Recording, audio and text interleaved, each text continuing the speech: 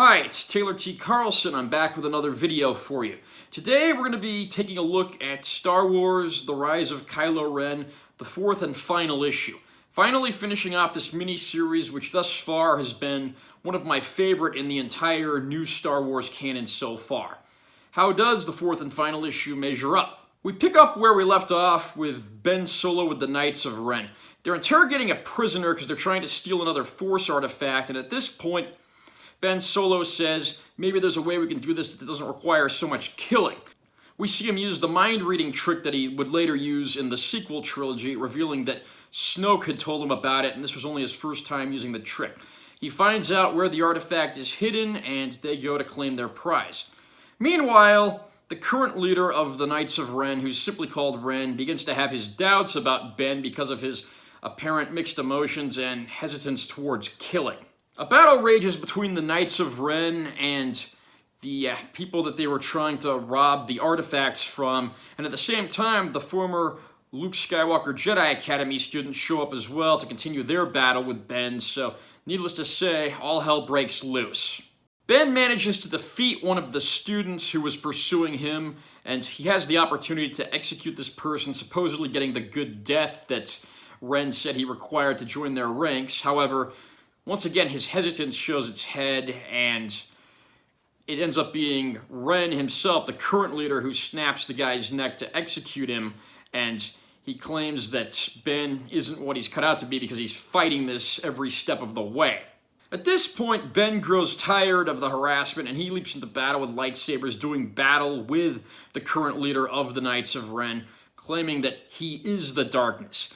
From the shadows, we have both Supreme Leader Snoke and the reborn Emperor Palpatine, feeling that Ben is finally fulfilling his destiny, moving towards the dark side.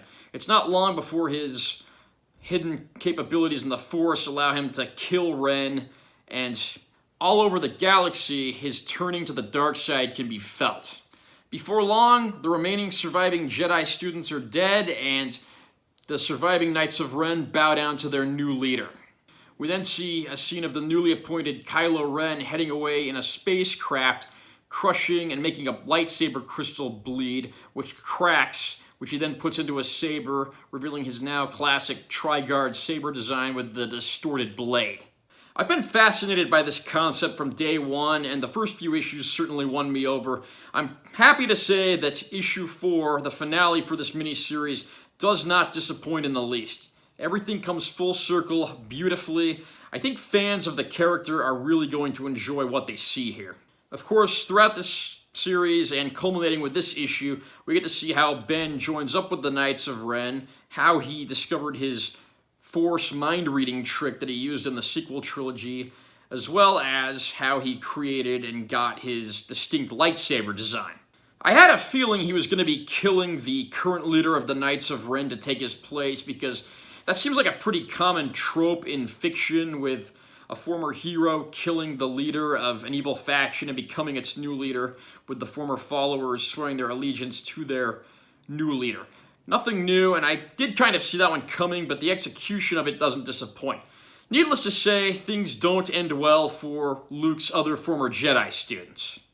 There have been a handful of Kylo Ren stories in the new canon in Marvel's comic series, including a few in the Age of Resistance, but I think this might be my new favorite.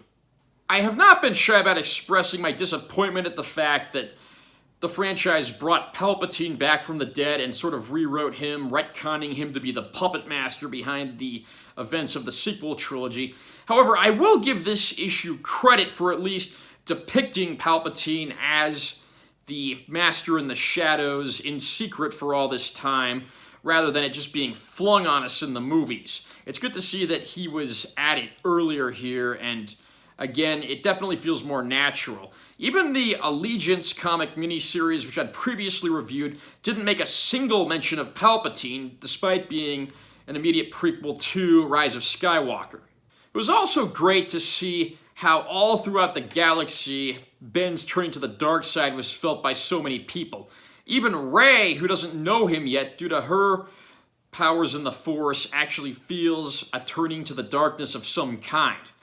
It's easily one of the best stories I've seen and read in the new expanded universe so far. If you are a Star Wars fan, even if you haven't picked up a single one of Marvel's Star Wars comic series yet, I think the Rise of Kylo Ren miniseries would be an absolutely great place to start. Did you like this comic? Have you read all 4 issues yet? Were you not a fan? Comment down below and let me know what you think. Likewise, if you haven't done so yet, please like and subscribe to my channel. I'm Taylor T. Carlson, and I'll see you in my next Star Wars comic review.